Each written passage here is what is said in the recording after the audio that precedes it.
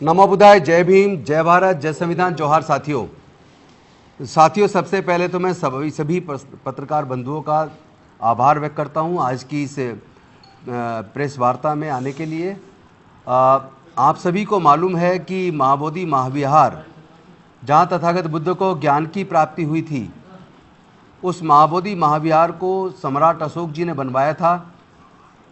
लेकिन उसके बाद उसको मिट्टी के नीचे वो दबाया जा चुका था और अलेक्जेंडर कनिंघम, एक अंग्रेज़ ने उसको खोज निकाला और उसके बाद श्रीलंका से अनागरिक धम्मपाला जी बौद्ध गया गए और उन्होंने देखा कि महाबोधि महाविहार में कुछ पंडे लोग ऐसे धार्मिक आयोजन कर रहे हैं जिसका तथागत बुद्ध ने हमेशा से जिस अंधविश्वास पाखंडवाद का विरोध करके एक वैज्ञानिक दृष्टिकोण पूरी दुनिया को दिया, तो उस कृत्य को देखकर उसका विरोध अनागरिक धम्मपाला जी ने किया अपने कुछ साथियों के साथ। लेकिन गुंडों ने उनके ऊपर हमला कर दिया और उसके बाद उसमें उनके खिलाफ मुकदमा दर्ज हुआ, उनको डिस्ट्रिक्ट मजिस्ट्रेट के यहाँ से सजा हुई।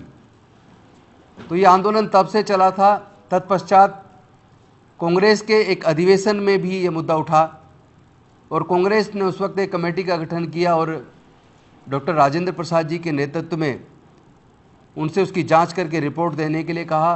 रिपोर्ट दी गई, लेकिन चूंकि उस वक्त कमेटी में कोई बौद्ध प्रतिनिधि नहीं था, जिसकी वजह से बौद्धों की बात नहीं हो पाई और जो रिपोर्ट दी गई वो रिपोर्ट एक तरफा थी। और उसके बाद भारत आज़ाद हुआ। 1949 में बुद्धिस्ट टेम्पल मैनेजमेंट कमेटी का कानून बना 1949 में, और उस कानून में ये प्रोविज़न किया गया कि वहाँ का डीएम, गया का डीएम उसका सेक्रेटरी, उसका चेयरमैन होगा और 8 मेंबर होंगे, जिसमें 4 बौद्ध होंगे और 4 मेंबर वहाँ जो पंडे होंगे।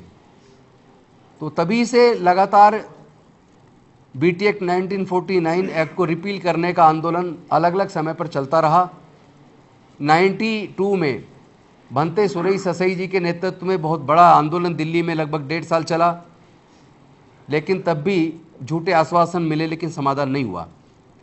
पिछले लगभग 2 साल पहले ऑल इंडिया बुद्धिस्ट फोरम और तमाम बौद्ध संगठनों ने मिलकर, मिशन जय भीम और अन्य संगठन सब ने मिलकर अल्पसंख्यक आयोग से मुलाकात की। मुलाकात करने के बाद इस समस्या का समाधान करवाने के लिए रिक्वेस्ट किया और उन्होंने आश्वासन दिया कि बिहार सरकार से बात की जाएगी। और वहाँ भी हमारे प्रतिनिधियों को बुलाया, जिसमें आकाश लामा जी भी गए और कुछ और हमारी साथी गए, लेकिन कोई समाधान नहीं हुआ। फिर सितंबर में बहुत बड़ी एक सभा और उसको फिर रैली, शांति मार्च करके बिहार सरकार को ज्ञापन दिया गया, जिसमें लामा जी और तमाम बौद्ध भिक्षु और हम मिशन जय भीम के भी पदाधिकारी, बुद्धिस्ट सोसाइटी ऑफ इंडिया के भी कुछ साथी, सब लोग मिलके सबने वहाँ प्रदर्शन किया, ज्ञापन दिया, लेकिन आश्वासन ही मिला, लेकिन रिजल्ट नहीं आया।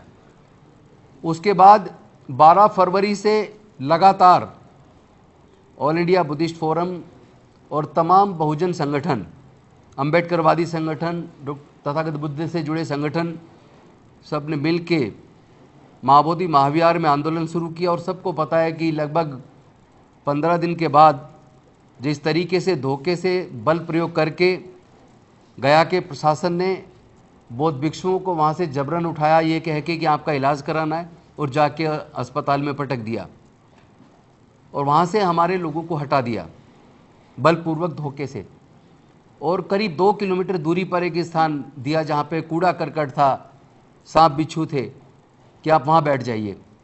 लेकिन हमारे बौद्ध धर्म के मानने वाले लोगों ने अपनी मेहनत से उस जगह को साफ़ सुथरा किया, बैठने लायक बनाया, और वहाँ कंटिन्यूअस आंदोलन आज भी चल रहा है। 70 दिन से ज़्यादा हो गए।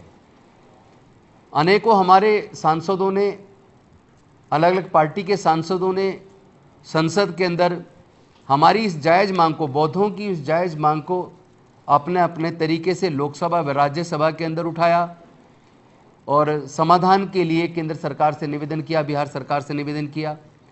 उधर बिहार की विधानसभा के अंदर हमारे एमएलए, हमारे साथी सतीश दास जी और कुछ और अन्य साथियों ने मिलके वहाँ पर भी उठाया। कुछ हमारे साथी विधायकों ने महाराष्ट्र की असेंबली के अंदर उठाया और धीरे धीरे पूरे देश के अंदर ही नहीं बल्कि दुनिया के अलग अलग देशों में, अमेरिका में, ऑस्ट्रेलिया में, कनाडा में, इंग्लैंड में, फ्रांस में, जर्मनी में, अनेकों देशों में ये मांग उठी अम्बेडकरवादियों से और बौद्ध लोगों से कि महाबोधि महाविहार को बौद्धों के सुपुर्द इमीडिएट कर देना चाहिए, बीटी एक्ट 1949 एक्ट को रिपील कर देना चाहिए।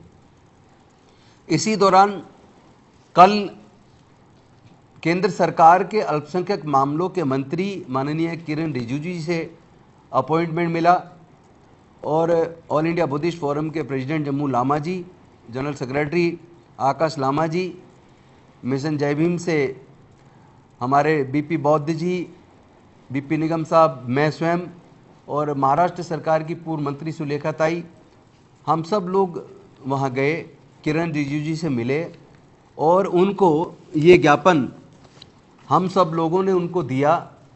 उन्होंने बहुत ही धैर्यपूर्वक शांति से हमारी बात को सुना और बड़ी सकारात्मक चर्चा की।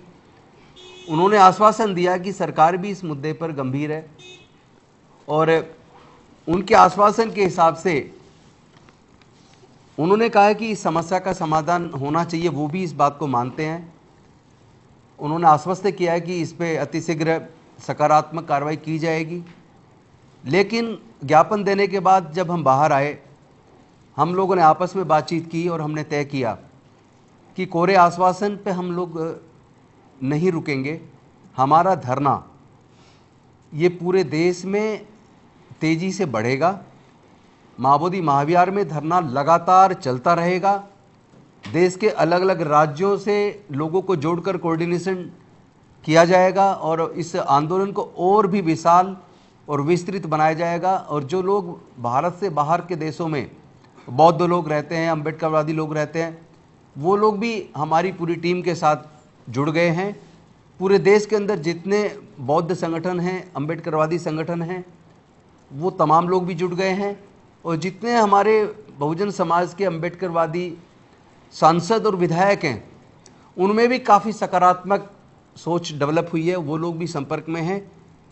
हमने तय किया है कि इस आंदोलन को हम लगातार बहुत मजबूती से चलाएंगे जब तक महाबोधि विहार बौद्धों को नहीं मिल जाता, उसका पूर्ण संचालन, जब तक बीटी एक्ट 1949 एक्ट पूरी तरह से रिपील नहीं हो जाता, तब तक हमारा धरना लगातार जारी रहेगा और इसको हम राष्ट्रव्यापी और अंतर्राष्ट्रीय आंदोलन के रूप में और ज़्यादा तेज़ी से आगे बढ़ाएंगे।